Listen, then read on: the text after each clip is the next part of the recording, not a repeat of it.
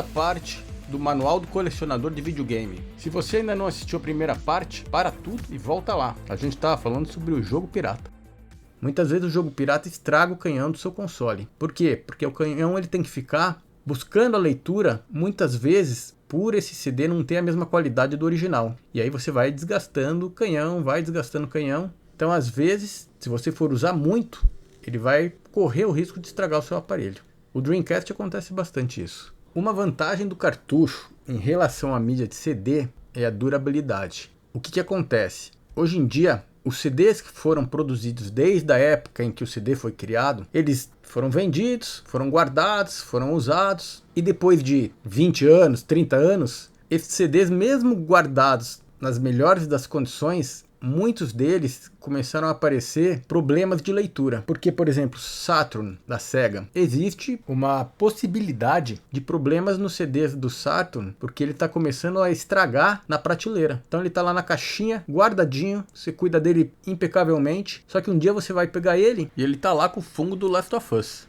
Aí você vai perder o teu CD que era novinho, que você guardou com tanto amor e carinho. E também tem aqueles consoles, como por exemplo o Twin Famicom, o FM Towns, X68000 da Sharp. Eles têm aquela mídia de disquete, aquele disquete antigo. Então o que acontece? Aquele disquete estilo de computador. Esse disquete ele pega mofo, ele embolora, então ele também tem chance de estragar. Então tem que ficar atento com isso também. Label. Label é aquela figurinha, por exemplo, no caso dos cartuchos, o cartucho da Atari, ela tem aquela label muito bonita, né, com aquele desenho, bem legal. Você tem a label que está detonada, você tem a label bem conservada. Então, logicamente, se você comprou a label bonitona, vai valorizar mais. Algumas marcas de console, elas têm uma tendência de valorizar mais do que outras marcas. Então, console da Nintendo. Console da Nintendo, se você tiver um console bem preservado, impecável, com tudo zero bala, ele vai ser um console bem valorizado. Agora, você tem um Pong, daqueles genéricos, ele não vai ter uma boa valorização. Por ser genérico? Não.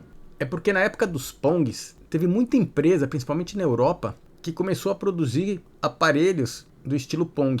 Então choveu, mas muito fabricante de Pong. Isso fez com que aparecesse uma variedade muito grande de aparelhos do tipo Pong, e esses genéricos eles não têm valor por causa disso, porque eles acabaram sendo muita coisa sem qualidade, acabou tendo muito no mercado. Agora, por outro lado, você tem consoles, por exemplo, de videogame, que são genéricos e que valorizaram.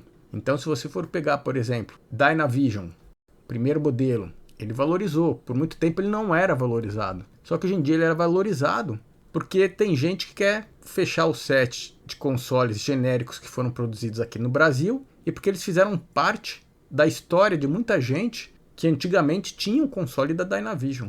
Então isso agrega valor ao console. Então nem sempre um console que é genérico, ele custa menos, e nem sempre um console que é original, ele vai ser valorizado. Vai depender de qual é esse console, qual que é a marca desse console para saber se ele vai valorizar. O Coleco Gemini, ele era um genérico que foi feito na época do Atari 2600, ele aceitava cartucho do Atari 2600, foi produzido pela Coleco, e ele era um genérico que ele era muito bonito, ele era um genérico que ele era de ótima qualidade, ele era perfeito, ele não parecia nem um genérico, tanto que muita gente nem sabia que ele era um genérico naquela época. A caixa dele era impecável, ele vinha com cartucho Donkey Kong, ele era lindo, ele era perfeito.